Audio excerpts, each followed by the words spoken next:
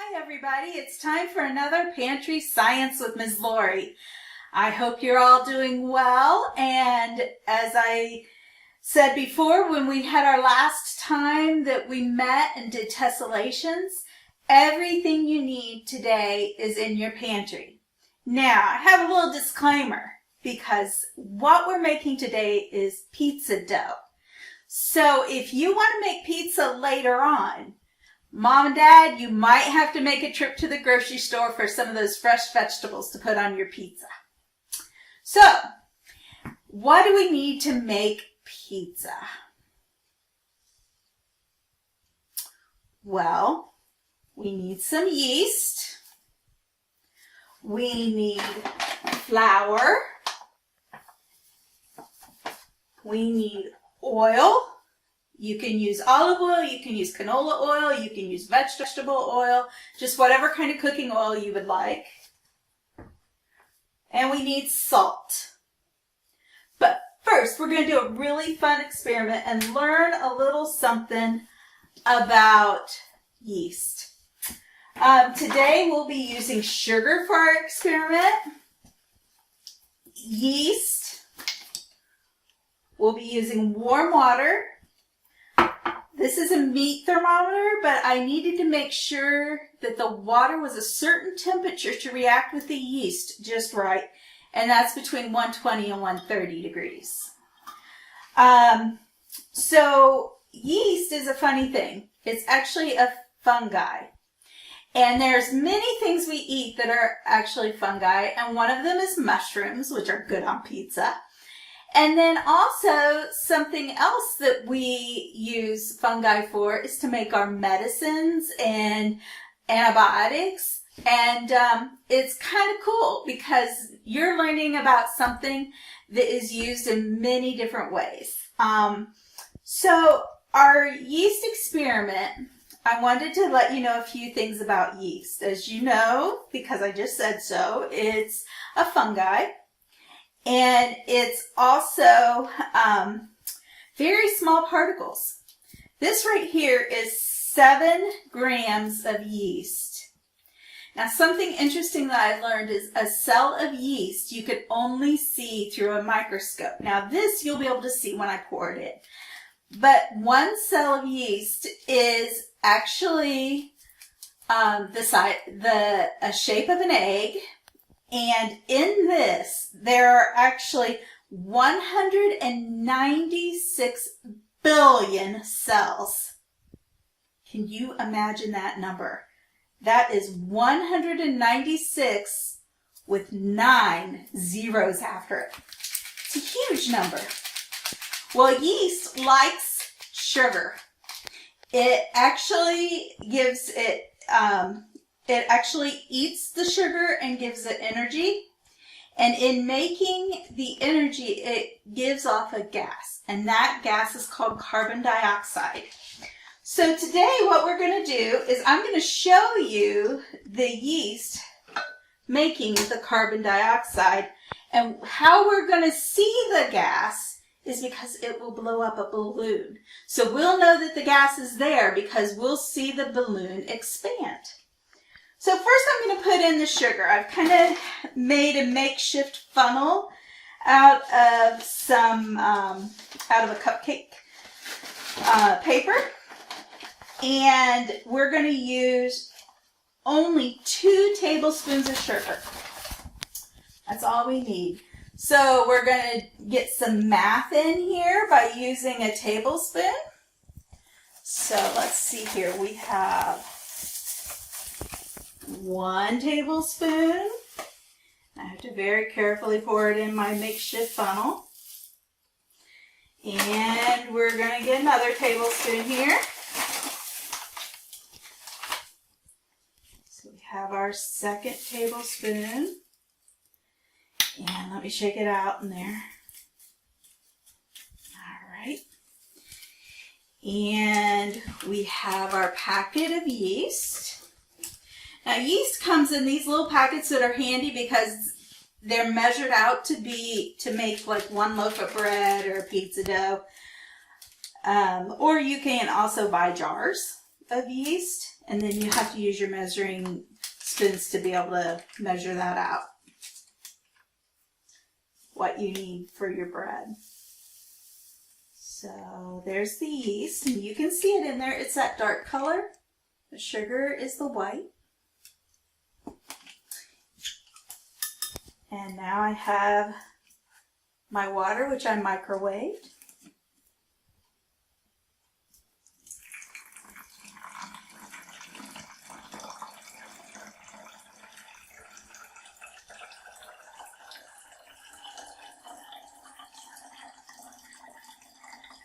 It's a full cup of warm water. Okay. Now I'm going to put my little balloon on now. I've stretched this out a little bit before, so hopefully it'll go on there easily.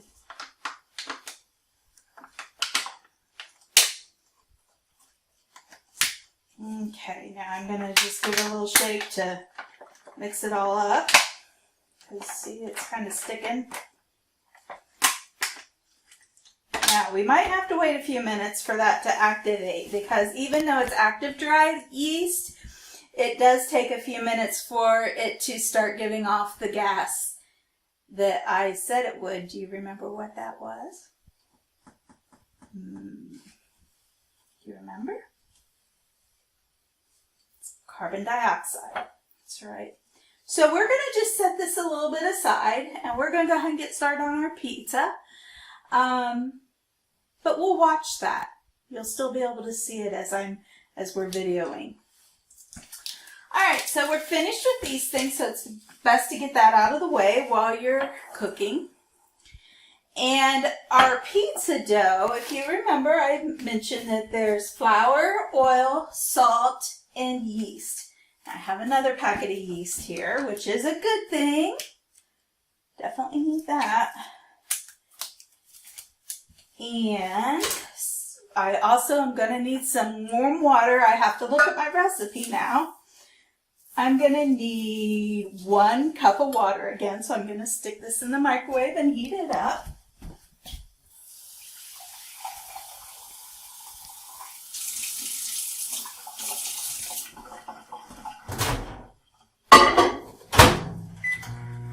Now, while that's heating up, I'm going to go ahead and start putting stuff in my bowl. It says in a medium mixing bowl to combine 1 cup of flour, yeast, and salt. So 1 cup of flour. So I have my flour here, and I made one earlier, so that's why my utensils are a little dirty. So this is my 1 cup measuring cup. Now when you measure things using a measuring cup, it's good to have a knife or something straight that's handy, so that way you can level it off. Because that's a good thing to do to get exact measurements. So to get 1 cup of flour, you can take your straight edge across the top and level it out, and that's exactly 1 cup. Put that in there. And then the second thing it said was the yeast. So again,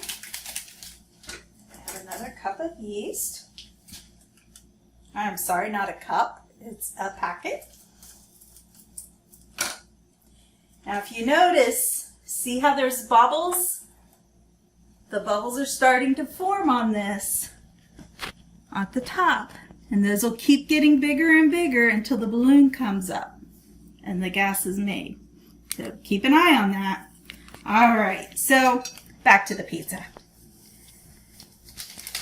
So we're gonna put the dough, put the yeast in there.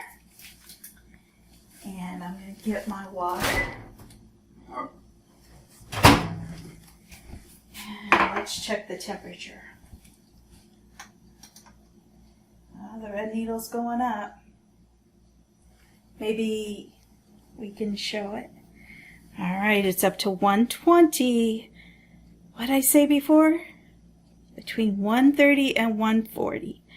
So I got a glass measuring cup, put a cup of water in, and put it in the microwave for 1 minute, and that did it. So there we go.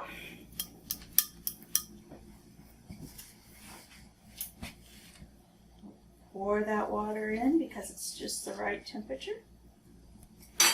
And I'll take my spoon and start mixing.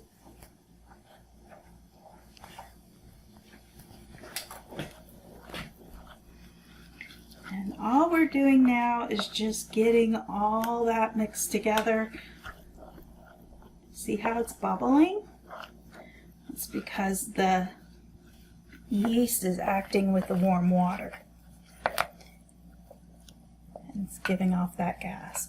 Now, what do you think yeast does to bread? See how there's bubbles? When you eat bread at home, is the bread solid like a rock? Or does it have some bubbles in it? What do you think? Right, it has some bubbles. And that's what the yeast does. It helps the bread to rise so that way the bread isn't really hard or flat. It ends up with good bubbles in it to make it so it's fluffy. All right, I'd like for you to take a look at our balloon again. There's a little bit of air in here now that wasn't. You can kind of see it. And there's more bubbles. We'll keep an eye on that still. All right, so my recipe for the dough, as you can tell, this is really, really full of water, and it's going to have to be a lot thicker to make our dough. I certainly can't put my hands on that and roll it out. So we need a cup and a half more flour, and we need 1.5 teaspoons of salt, and we need 2 tablespoons of vegetable oil. So let's go ahead and get that. So we need 1.5 cup of flour. So remember, we're going to level it out again.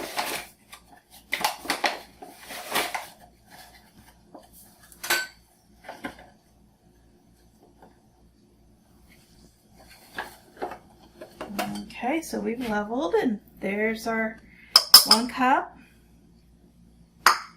And we need 1/2 cup.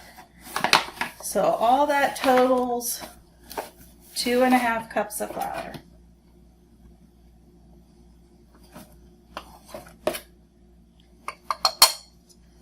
Okay. And then we need to have 2 tablespoons of vegetable oil. I had a tablespoon. Where'd it go? There it is. I used it for sugar before, but I think it'll be okay. 2 tablespoons of oil.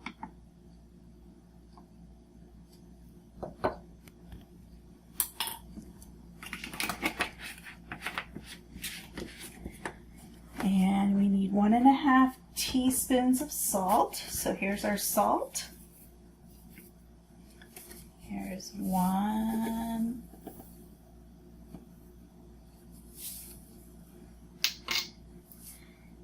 And 1/2. So boys and girls, when you get ready to do this, I would suggest that you get out all of the measuring cups and measuring spoons so that way you have them all handy. If you notice, I have all my set right there.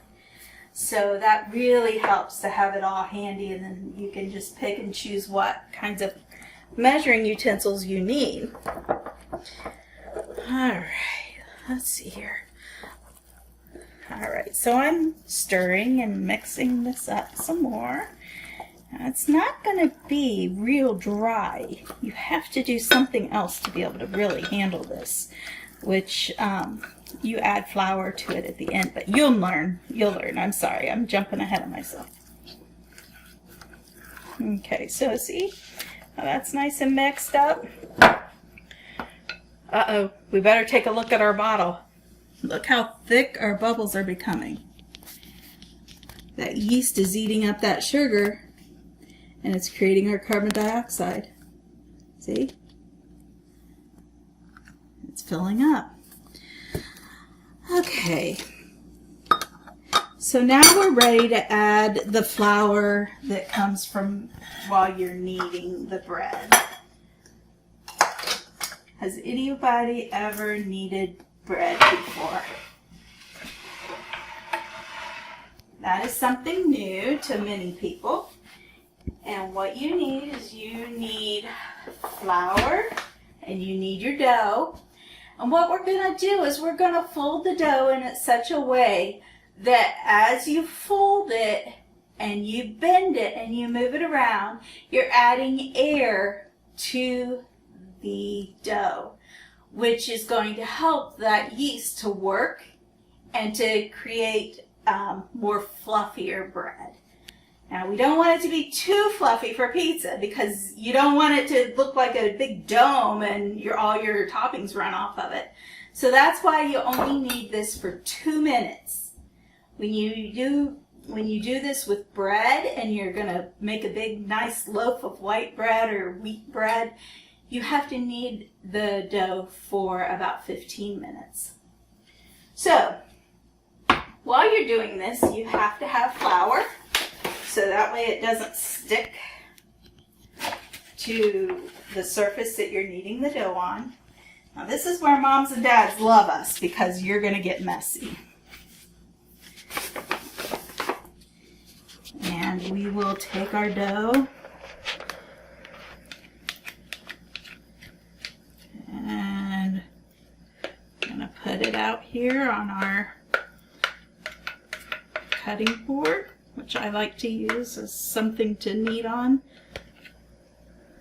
It's easier to clean up that way. And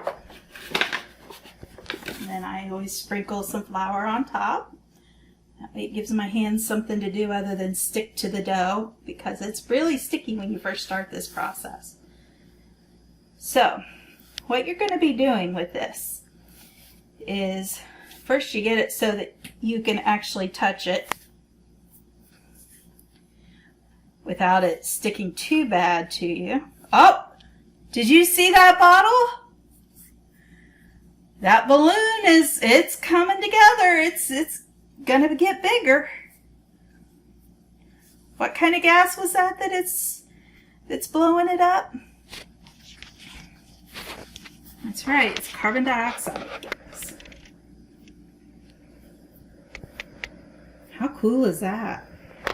Same stuff that makes your bread rise. It makes it nice and fluffy. All right. So now that I've got this so I can handle it better, I just kind of moved it around in the flour, put some flour on top of it. You kind of flatten it out and you push it until it's even flatter, and then you fold it. And it's still a little sticky, so I'm going to get some more flour. And then you turn it over. And you use the heel of your hand and push it out.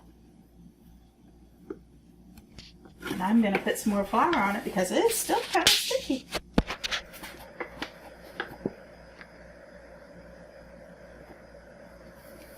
And you fold it up.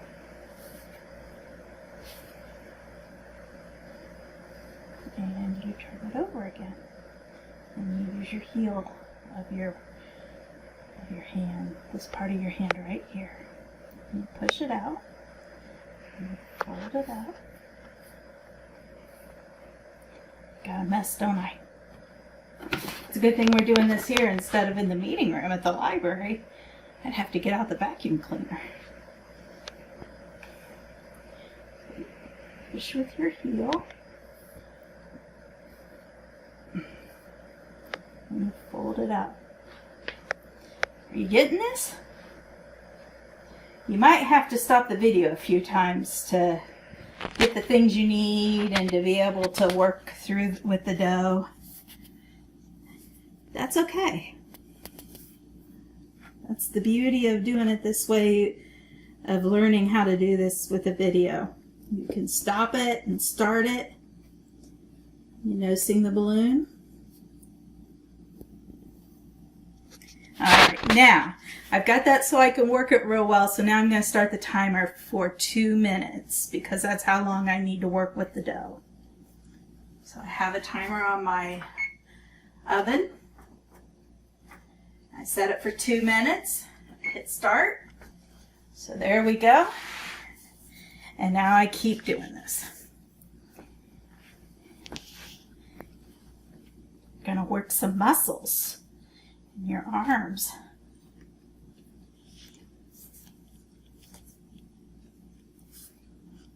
Okay. I think I need a little bit more flour. It's getting a little sticky. As I work the flour through, it gets a little sticky at times because I might be touching a part that didn't have as much flour in it, so I have to keep adding. Fold it, turn it over, and work with the heel of your hand. That little back part, closest to your wrist.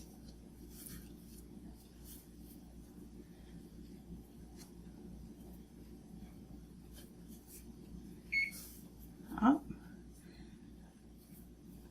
My timer's telling me 1 more minute. Halfway there.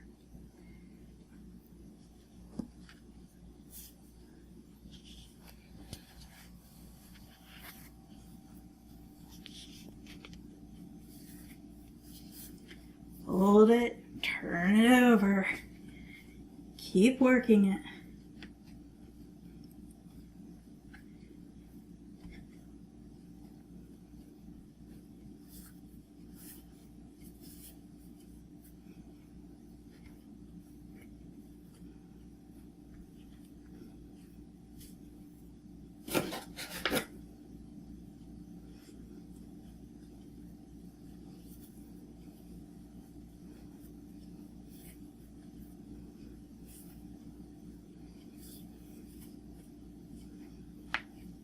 Over and over and over again. Oh, here's my alarm. We made it. All right. That looks good. It's a nice ball. It's ready to go. Turn off my alarm over here, my timer. And I'm going to put this back in the bowl. Now, in order to allow that yeast to work its magic, you have to kind of leave it in the bowl and let it sit for a while.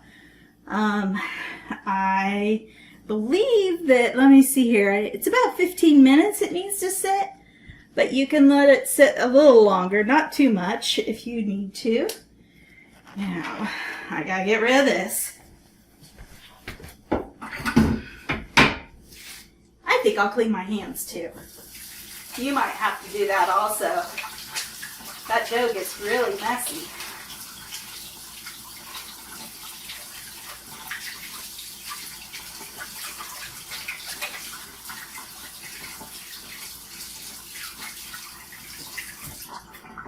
Alrighty.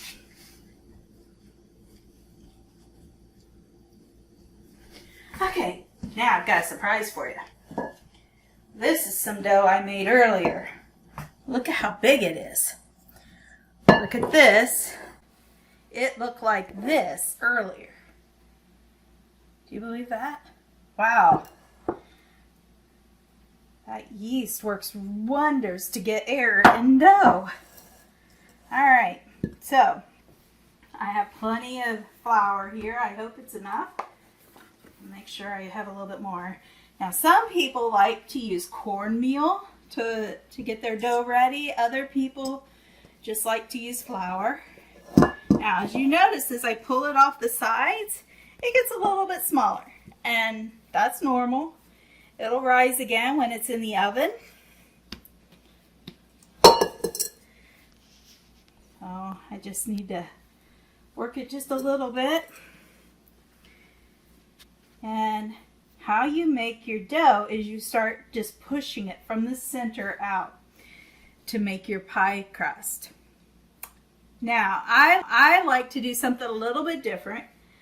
we like in our family to have individual pizzas. That way we get to put whatever we want on them and we don't have to share. So you can just do this and cut it in half. Then each person can have their own little personal pizza. How cool is that? So, again, I'm going to start with my smaller amount. I'm going to start pushing it out. Now, do you like thin crust or do you like thick crust? It is all up to you. You can make it however you want. I got to start over a little bit. Did you see that hole? That's why you have to keep working it. Because sometimes it's not as smooth as you think it might be, because in the middle it could have extra air in it or be cut a little bit. So I started over. Now if you look at it, it's a lot smoother.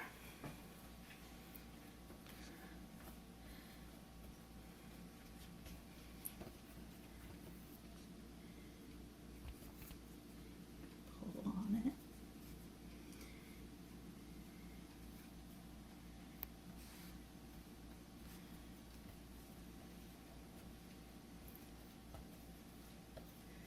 Whew, this has a lot of elastic to it.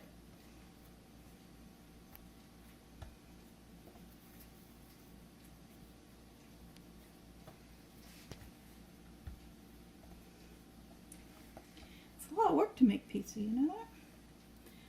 It's going to taste so good though. Alright, it's pretty flat. It doesn't have any holes in it, so we won't have pizza toppings just accidentally left on the pan. This is my pizza pan.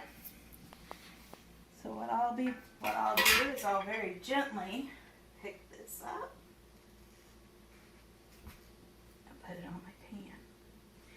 Now this is where you have to go from here on your own, because I don't have all the ingredients to make the actual pizza here. I have a child who's bringing it home to me. So what you'll need to do is go to the website that I have put at the end of this video. It is the Red Star Yeast website, and it has ideas for the different ingredients you can use for the toppings. It also has a great recipe for the tomato sauce. So instead of going and buying your pizza sauce, you can actually use tomato sauce and put in your own spices. And you'll just roll that around on top of your pizza and then put your toppings on and your yummy cheeses, and you'll have pizza tonight. How about that? Oh my, we need to take a look at that bottle again. It's really blowing up now. I wonder how far it'll go. It's pretty up to it's almost up to the top, so I think that might be about it. But it's pretty neat. Now what is that filled with? Carbon dioxide.